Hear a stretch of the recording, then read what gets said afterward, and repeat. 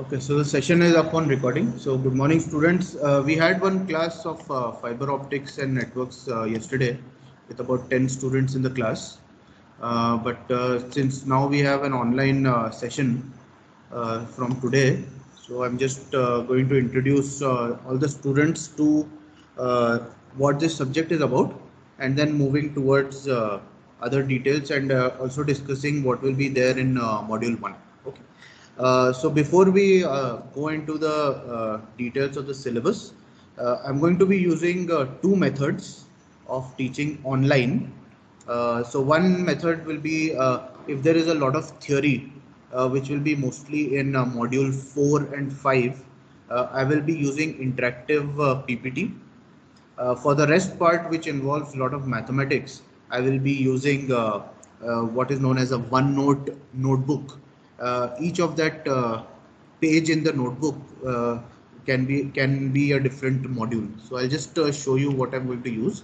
I will be using a digital pen and tab. Okay, so let me show you that notebook. So that notebook looks something like this. So if you see on the left hand side top, you can see there's FON written. So this notebook is dedicated to fiber optics and networks here. And then you can see the first tab is introduction, that is today's class. And you can write, just like a blackboard. So I'm just going to type some, right? And so you can see an integral, you can see a differential. You can also see me draw a block diagram with an input and an output. I'm also putting in my signature. So you can do everything which you could do on a blackboard, and all of this will be recorded since the session is being recorded. So this will be one method of solving all the numericals, and the best part is these numericals are saved in the notebook, right? So whenever you want the notebook again, it can be provided to you. The other method is going to be using the PPT when we have a lot of theory part. Right? So let me start with the syllabus, which we'll have for fiber optics and networks, and quickly introduce you to what exactly you will be getting out of this subject, right? So just for introduction, my name is Sridhar. I serve here as the associate professor. In the institute, I'm also the R&D coordinator. My email is specified there, sridhar@sgbit.edu.in. So you can contact me there. I also happen to be the class teacher for 8B. So we are all present in the 8B WhatsApp group. So about the subject, it is 15 EC82 or 17 EC82. There are few 15 scheme students also in the class. So 82 would mean that your subject would be second in the serial number. Your internal exam would be for 40 marks. That is assignment CIE plus the assignment. I have thought of new ways of doing the assignment. Yesterday I told the students in the class, in offline mode I don't give take home assignments. I do the assignments in the class. It would be open notes, open book, whatever source you want to use, and then I would also be solving the numericals.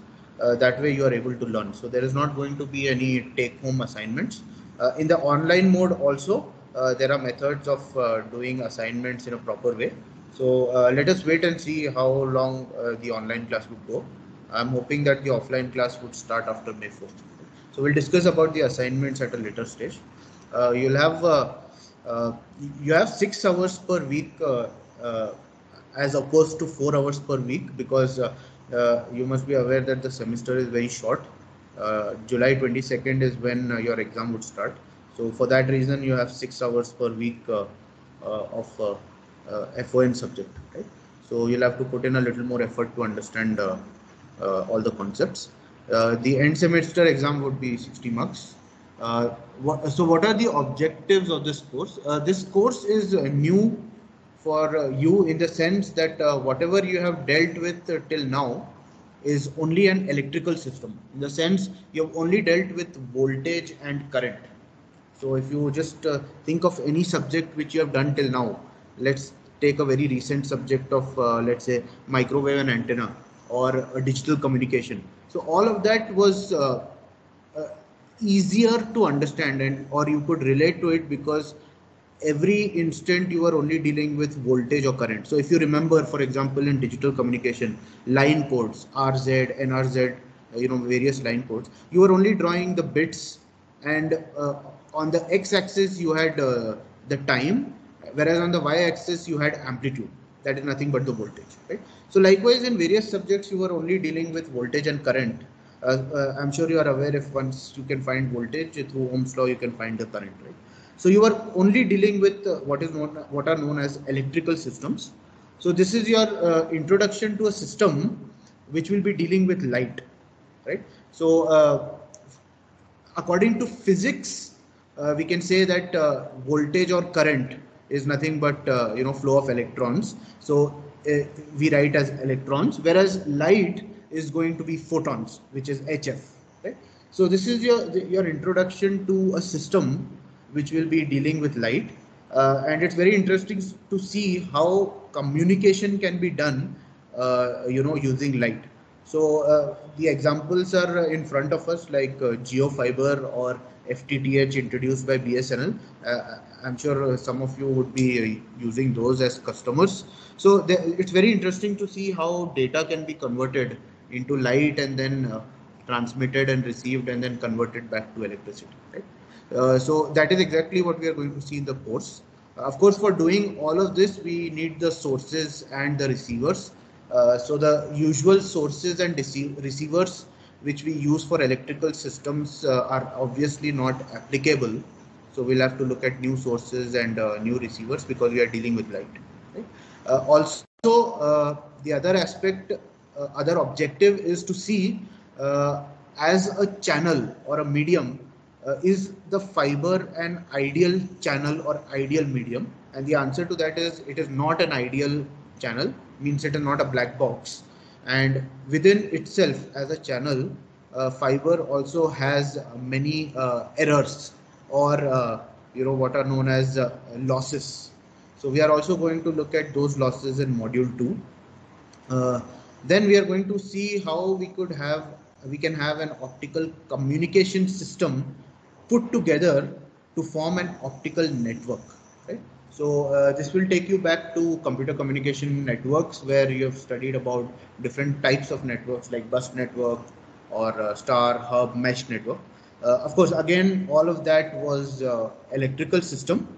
You would have come across things like TCP/IP, OSI model, UDP. So all that is applicable for the electrical systems.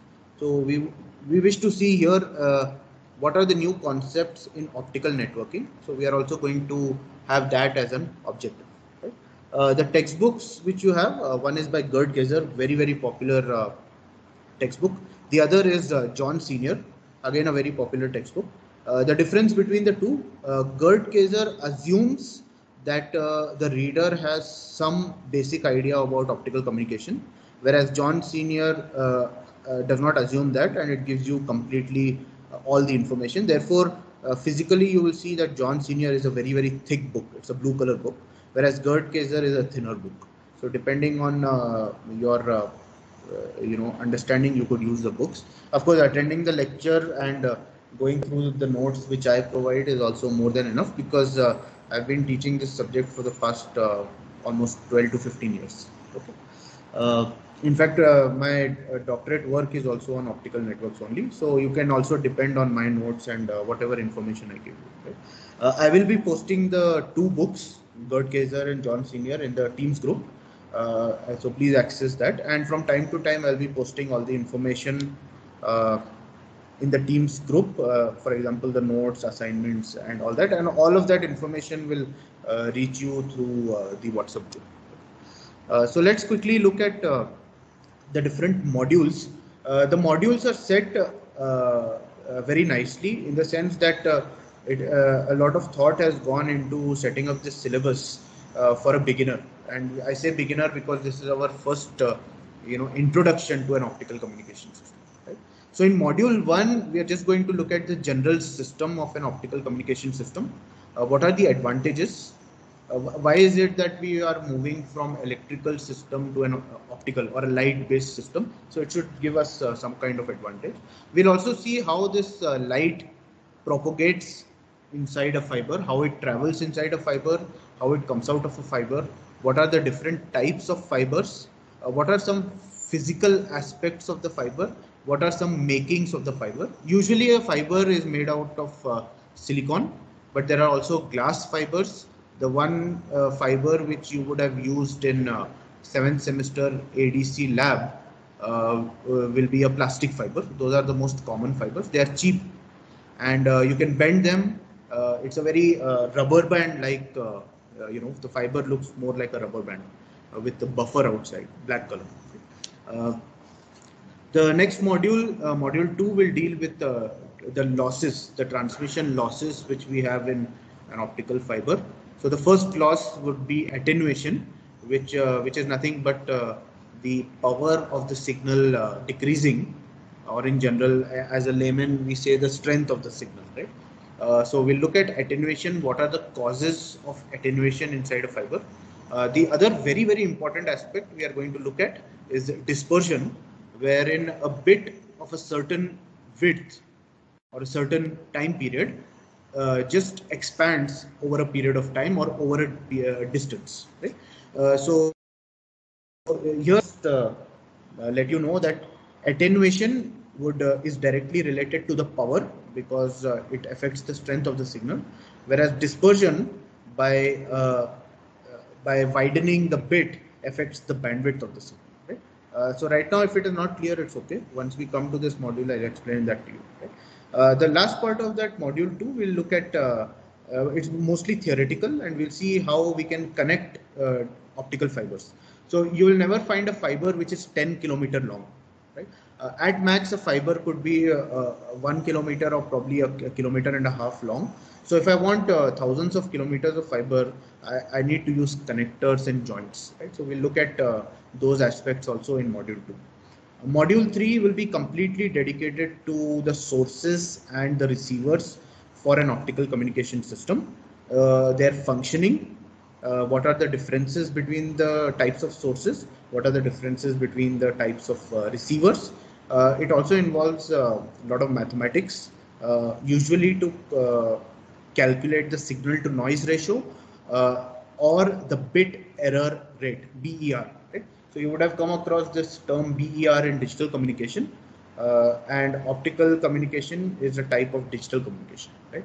So here the signal, the input signal that we are going to take, we assume that it is already been digitized. Right?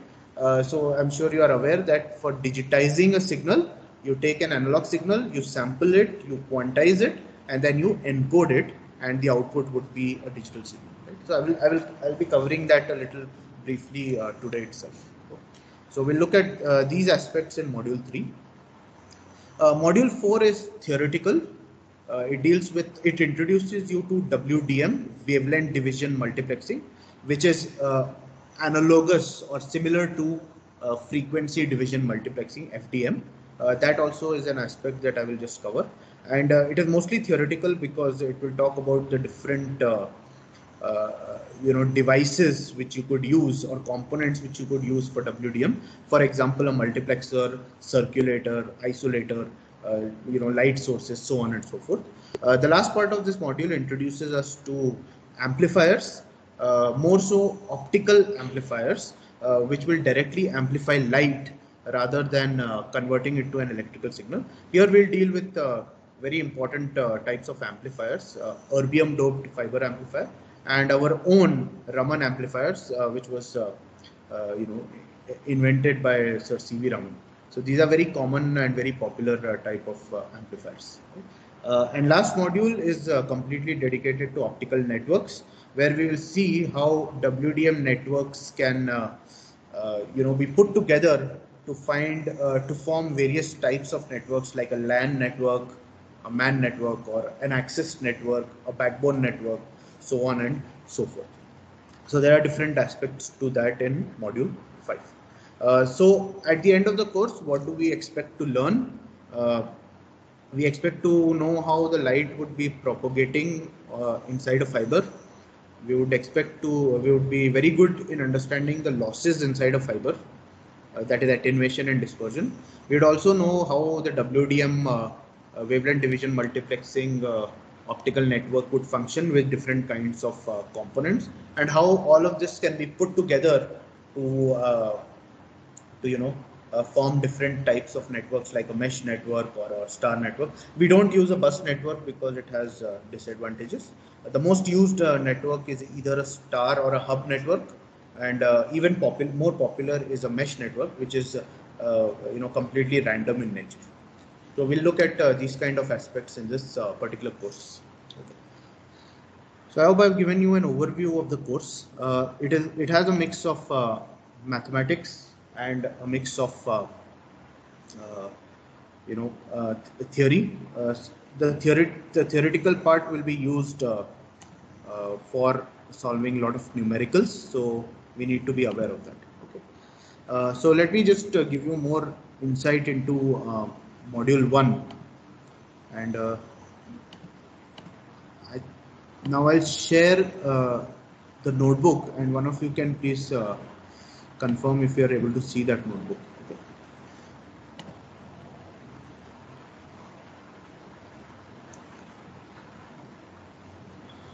So are you able to view the notebook? Anybody?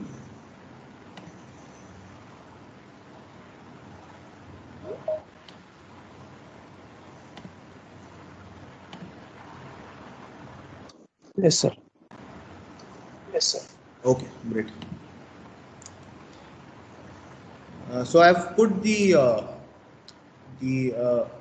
title to the notebook here as introduction, but basically it will be dealing with module 1 here.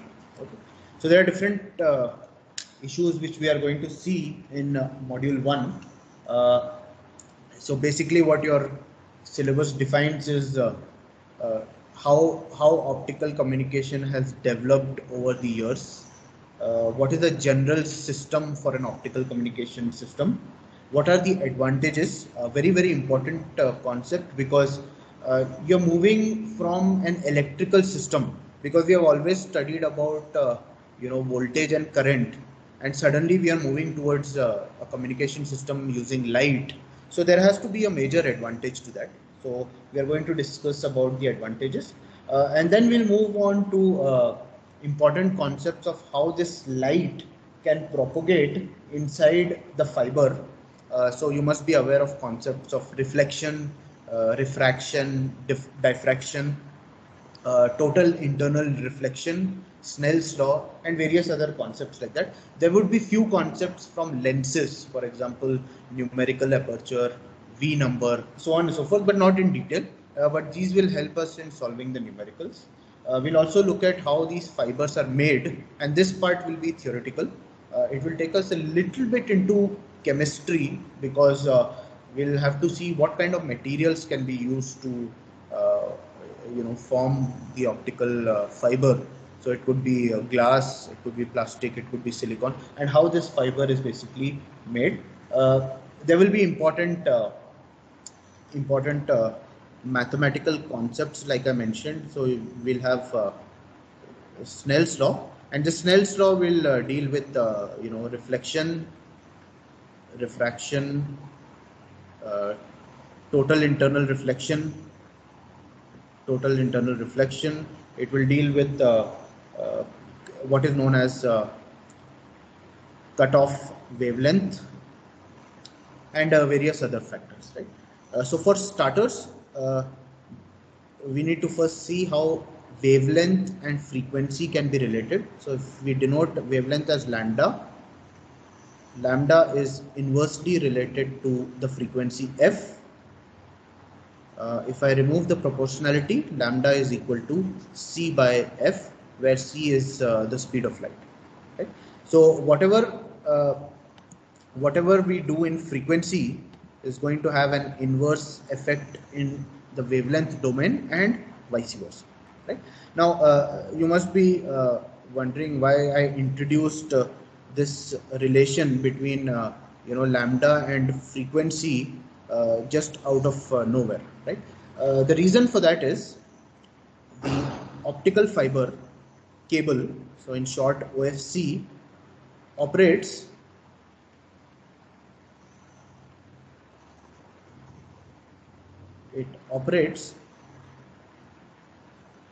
at very high frequencies. It operates at very high frequencies. So it is difficult for us to really use or do our mathematics on those high frequencies. So let me just write this so it is more clearer. So a fiber works at very high frequencies in the range of terahertz, which is basically 10 raised to 12 hertz. Right? So very high frequency. So it is very difficult to do any kind of mathematics at that frequency. So we could use this relation between wavelength and frequency. And so if I have 1 by 10 raised to 12, if I have 1 by 10 raised to 12 as calculating the wavelength, then it will give me a very small number, and it is easier for us to do the mathematics. And this will be the concept which will be used in wavelength division multiplexing. The operation of wavelength division multiplexing will be same as frequency division multiplexing. Only one change would be that instead of frequency, users will be allocated the wavelength. Okay? So if you do this 1 by 10 raised to 12, it will give us a very small number, and that unit will be in some meter, a very small number. So that is one of the advantages of using the optical fiber cable. I will also be talking about this advantage in detail. So let us look at a little bit of history of this optical fiber. So it's not like we are using light only, we are using light for communication only in optical fiber. Humans have been doing this for a very long time. The tribes in the past were using those light smoky light bulbs using the sticks, right? So light was always a part of information. Technically it started after Alexander Graham Bell introduced the telephone using the electrical system. That's when people started seeing, can light also be used for transmitting or communicating with each other. And then slowly towards 1950s or 1960s, the laser was introduced to us, and with laser we could see that the output is very efficient and amplified light, and therefore light can be used for communication. And then various research was done on use of fiber like material for communication. So the first introduction was by a scientist known as Kao and his teammates, and they used glass in the as a material in the fiber. But the problem with that was the attenuation was very high. That means the signal strength reduced immensely, right? So they realized that yes, light could be used for communication. However, we cannot be using glass as a material for transmitting the light signal. So therefore much research went ahead, and then sometime in 1970s they realized that you could use silicon, you could also use plastic for glass, for fibers, and then that's when the optical fibers really picked up, and since then we've been using optical fibers for communication. Okay? So somewhere around 1970s we started using the OFC. Somewhere around 1980s we started using optical networks. Somewhere around 1990s we started using the optical networks in the form of WDM, that is wavelength division multiplexing. With this kind of a network, you can achieve communication for thousands of kilometers at a very efficient, in a very efficient manner with very desired bit error rate and signal to noise ratio. Right. So sometime in 1990s itself, people also realized that using electrical amplifiers for light-based system is not very efficient. So this is when the optical amplifiers also came in. So this is where the optical amplifiers also came in, and since then we've been using this kind of a system. So to let you know the current system, what it offers, very recently you can achieve close to 1000 Gbps data rate using an optical WDM network.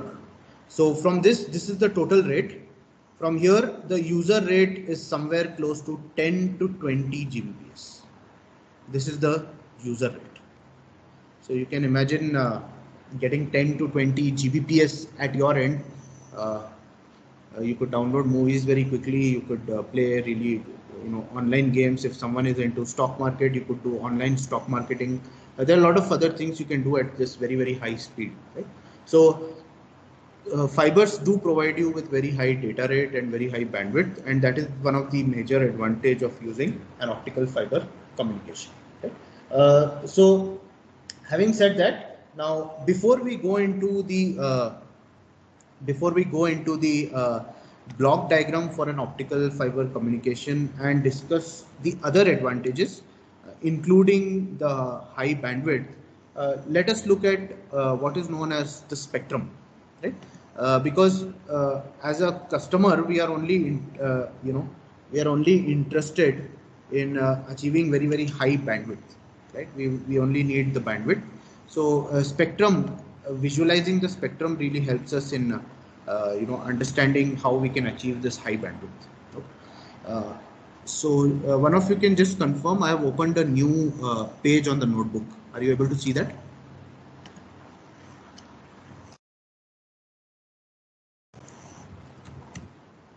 Anyone? Yes, sir. Yes, sir. Okay, and I've also renamed it as EM spectrum. Are you able to see that? Yes, sir. Yes, sir. Okay, great. So here I'm just going to talk about EM spectrum, which stands for electromagnetic spectrum. We are already aware that the radio waves or the light waves, whatever signals we send, these are electromagnetic in nature. For example, they will have the electric field and the magnetic field. The electric field can be associated mostly with the amplitude, whereas the magnetic field can be associated mostly with the phase. Right? So the rate, the speed or the rate at which these electromagnetic waves, light or radio waves, alter or change in polarity is known as frequency. Right? So just for your information, I'm going to write here a rate at which the EM waves, the rate at which the EM waves alter in polarity is the frequency, right? And we denote it by F. So I'm just drawing one graph. Let's say this is the amplitude on the y-axis, this is time on the x-axis. So this kind of a sinusoid is a low frequency signal, whereas the other graph which I'm drawing now, this kind of a sinusoid is a high frequency signal. Right? So how do we understand that this is a high frequency signal? We understand that this is a high frequency signal because its polarity is changing very fast. Right? So the rate at which the polarity changes of an EM wave, it could be a radio wave or it could be a light wave, that is known as the frequency. So already we have seen how wavelength and frequency are related. So lambda is C by F. Right? Let us see how this electromagnetic spectrum would look like, and from there we'll pick up and see what is the advantage of an optical fiber communication, right? So whatever information I'm giving you in this particular lecture, this particular session, it is not only important from a syllabus point of view, it is very important as these are the basics. And if you really go into a tech, if you want to go into a technical company and if you attend their interviews, these are the kind of questions that the interviewer is going to really ask you. Okay, these are very, very basics. Okay, so I'm hoping that you would pay attention to this. Okay. So let's see if let's say this is the, let me scroll down a little bit. I'm just going to erase these graphs to get more space. I hope you have understood what frequency is. Of course, in school and first year, they would have taught you that number of cycles is the frequency. I don't know how best you actually understood that, but the best way of understanding what frequency is the change in polarity of the signal, right? So once the polarity changes fast, it's a high frequency signal. If the polarity changes at a slow rate, then that is known as a low frequency signal, right? Okay. So let me erase these graphs to get more space. Let me also erase this and write it here. Lambda is C by F. So please remember this. This lambda equal to C by F is going to be used extensively in this course, right? Okay. So now let this axis be frequency. Let this be hertz. I am very specific about the units because they really define whether we have actually understood what we are doing, right? Without the units, mathematics does not make sense. Specifically for communication engineering, because frequency could be hertz, megahertz, gigahertz, terahertz, we do not know, right? So the units are very, very important for us. Okay. Let me go scroll a little more, and I'm also going to put in here next to the frequency the wavelength. So I'm just going to write it as lambda, and this will be in meters, right? So what you will see below here at this point here will be both frequency as well as lambda, which is wavelength, and you will see frequency on top and wavelength at the bottom, right? Okay. So if I deal with, let's say, microwave, right, which you have done already. So if I start with microwave frequency, these are approximate frequencies, not exact frequencies. So the frequency here could be somewhere around 10 raised to 10. Therefore, the wavelength is somewhere around 3 centimeter. Right? Because frequency and wavelength are opposite in nature. Next up, we have what are known as millimeter waves. These kind of waves are this kind of a range is going to be extensively used in 5G wireless communication, which we will be using extensively as customers most probably by this year or next year, right? So we all are waiting for 5G so that we can get more speed, right? So you have 10 raised to 12, and this becomes now 0.3 millimeter.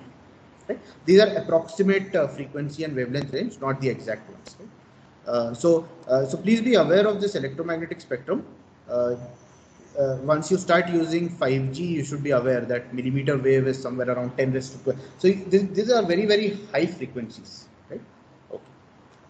And next you have what are known as far infrared region, and this will be going somewhere between 10 raised to 12 to 10 raised to 14, and this will be somewhere like 3 micrometer. Okay, and then next let's say this is 10 raised to 16. So between 10 raised to 16 and somewhere around let's say here we have X-rays. If you go a little higher to about 10 raised to 20, you have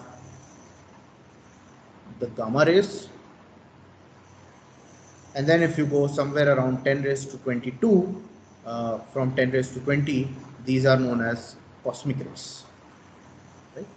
So these rays are obviously very harmful for us because there's a whole lot of radiation. So in terms of wavelength, this will be somewhere around 0.3 nanometer. This will be somewhere like 3 picometer, and this will be 0.3 picometer. So very, very low wavelengths, right? So you have on this end, so I'm just going to draw a circle. You have on this end, this range, which is basically used for wireless communication.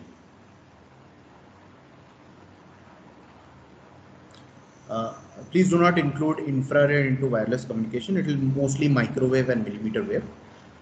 These are rays which are radiations, very harmful for the human body if you start using it. Of course, I must still point out that there is a lot of research going on whether we can use X-rays as a means of communication, right? But that is still left to be seen. So having said that, where does optical fiber communication lie? So fiber communication lies somewhere here, right?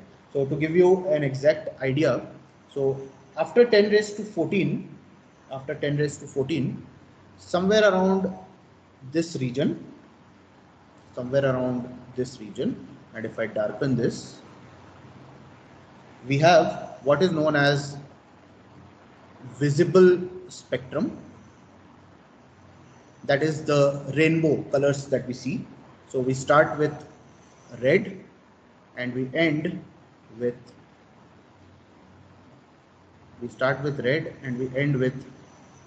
violet, right? And this will be somewhere around 700 micrometer to about 400 micrometer, right? This is your visible spectrum.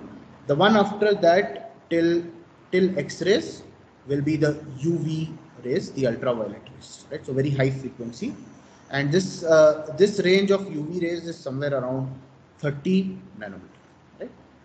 So we've still not discussed where the optical fiber is, and now is the time to really show where the optical fiber would be. So you have optical fiber right here after 10 raised to 14 in a small spectrum, and this small spectrum for optical fiber again approximately lies between 1.7 micrometer to about 0.8 micrometer.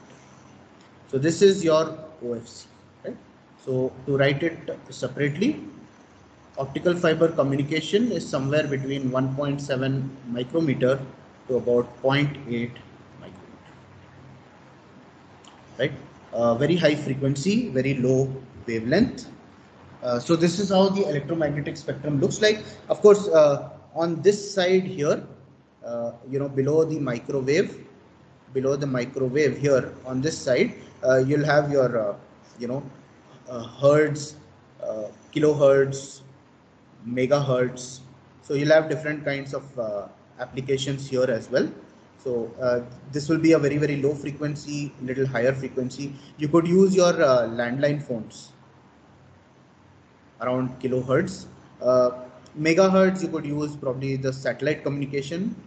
There are different kinds of twisted pair cable communication, copper cable communication, different kinds of communication there, right? But we are really not interested in low frequency. I'm just going to erase that. But you do have those frequencies somewhere there, right? So just to give completeness to the spectrum, you have some hertz here, you have some kilohertz here, you have some megahertz here, right? Okay, so our optical fiber communication, which we are interested in this course, will be somewhere around 1.7 micrometer to 0.8 micrometer. Of course, you must be wondering what kind of frequency this is. So this is somewhere between 193 to 194 terahertz. Very, very, very high frequency. Terahertz is 10 raised to 12 hertz. So you're getting this enormous amount of bandwidth at your disposal. So as customers, we have to be very happy.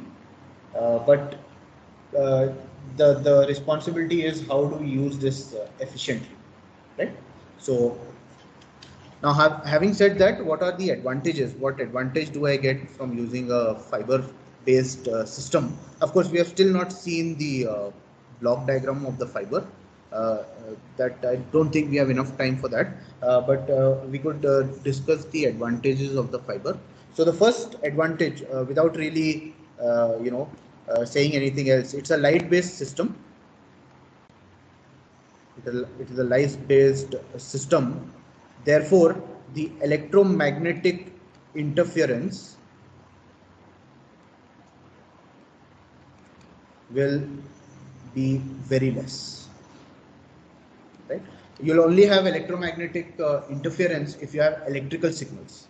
But here we do not have any electrical signal. Therefore, there is going to be very less amount of electromagnetic interference. So that is going to be one of the major advantages. Of course, you must know that with interference, you need to give more power, and therefore the cost of the system will increase. We'll discuss that in module 2. The second is enormous bandwidth in the range of terahertz.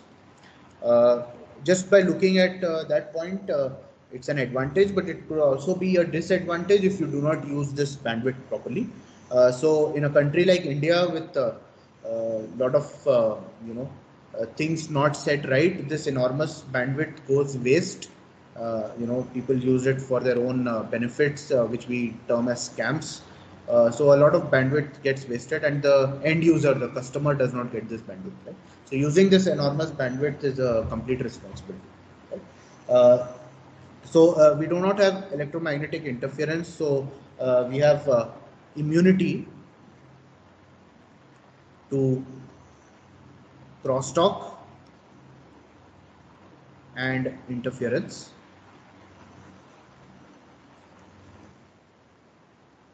So I have told you the major ones. The not so major ones, the other is a signal security, because we provide buffers to the optical fiber. We'll be dealing with that in towards the end of module 1, where I'll show you how the fiber is made. So with this buffer, you have a lot of signal security, because light does not come out of the fiber as much. So security is more. You have low transmission loss. So we are able to fabricate fibers these days with very low losses. We'll discuss this in module 2 with attenuation. Small in size and weight. I'm sure you've held a fiber in the lab, so you would have seen it's a very very light in weight and very small in size. The next is its reliability is high. What do you mean by reliability? Reliability means you can reuse the fiber again and again. Right? So its reliability is very high. There's also these days specifically low cost. So because the fiber is being used extensively, so the cost is pretty low. What are the disadvantages? One would be if you are not able to use the bandwidth pretty well, but we have techniques of using the bandwidth efficiently, so I'm not going to write that as a disadvantage. Splicing is difficult.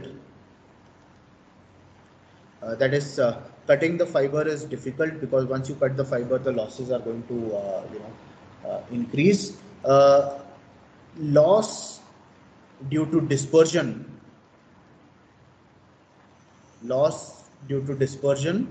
Is high. The initial investment is high. That is, initial investment in the entire system, not just the fiber. Initial investment in the entire system is pretty high. You can use fibers for a whole lot of applications. These days, you are aware we are using it for our home purposes. You could use for telephone network. You can use for sensor system. You know, in your IoT. You can use it for with in conjunction with Wi-Fi. That is known as radio over fiber, where you have fiber to the backbone that is outside your campus and Wi-Fi inside. You can also integrate it with satellite communication, which is going to happen very soon. Right? So there are different kinds of applications. If you want to see a major application of the fiber, you can type it on Google, transatlantic optical network, which connects England with USA, and there is a fiber which is about 3,000 kilometers under the Atlantic Ocean, and it provides communication to the two countries. Right? So that is one of the major applications. India also has major applications in terms of fibers. Right? So I think I've given you an overview of the fiber with the advantages. What I also wanted to do was to show you the block diagram of the fiber, but that got missed. We had done that yesterday in the class, but I want to do that again with all the students. So in the next class, which is tomorrow, we'll be looking at the block diagram of a fiber, what it requires and what it does not require. Then we'll also go into the structure of the fiber, and then we'll see what are the detailed structures, followed by the introduction of the mathematics. Right? So that mathematical concept also we'll see. So please keep attending the class, because we won't have time to repeat it. Doing the mathematics as a beginner will also be a little bit of a problem for you. Right? So I will see you in tomorrow's class. Okay. The recording will be up on the Teams after a few minutes, so you can access it. Okay. Okay. Thanks.